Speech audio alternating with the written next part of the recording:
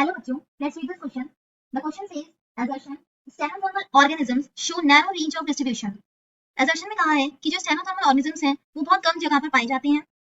Reason, the level of thermal tolerance of different species determine their geographical distribution to a large extent. So reason में कहा है कि जो species का thermal tolerance का level होता है वो उनकी geographical distribution के बारे में बताता है.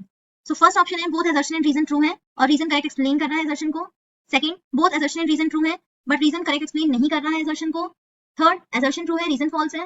फोर्थ, assertion फॉल्स है रीजन ट्रू है. So the key concept is stenothermal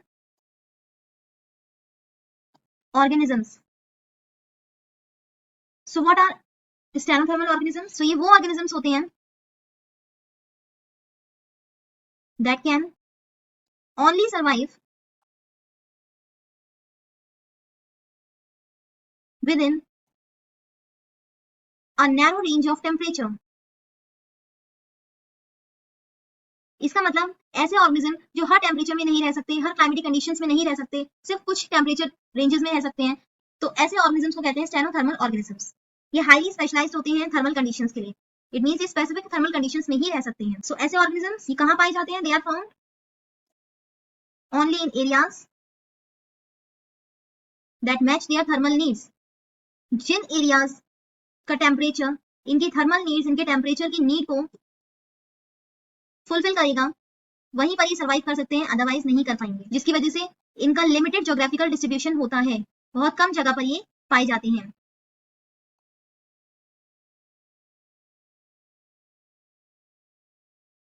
example देख सकते हैं, जैसे एक फिश होती है. फिश कहाँ रहती है? Can only live in cold water. Suppose कोई फिश स्पीशी है, वो सिर्फ ठंडे पानी में रह सकती है. सो ये कहाँ पाई जाएगी? कोल्ड वाटर रीजन में ही पाई जाएगी. ये और जगह सर्वाइव नहीं कर सकती. वार्मर वाटर में, गर्म पानी में नहीं होगी, गर्म जगहों पर. सो ऐसे ऑर्गेनिजम्स को क्या कहते हैं? Stenothermal organisms. सो assertion में कहा था कि स्टेनोथर्मल ऑर्गेनिजम्स का नैरो रेंज ऑफ डिस्ट्रीब्यूशन होता है. This is correct. रीजन में कहा है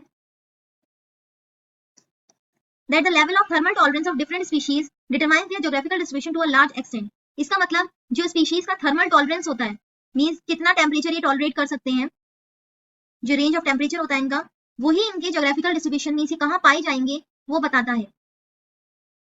सो ये स्टेटमेंट भी करेक्ट है. रीजन इज करेक्ट कि एक स्पीशी अर्थ पर कहां पाई जाएगी वो उसके थर्मल टॉलरेंस, उसके क्लाइमेटिक कंडीशन के बारे में ही बताता है कि जहां का टेम्परेचर वो टॉलरेट कर सकता है वो वहीं पाया जाएगा. जबकि जो स्पीशीज ब्रॉड थर्मल टॉलरेंस के होते हैं वो कहीं भी रह सकते हैं.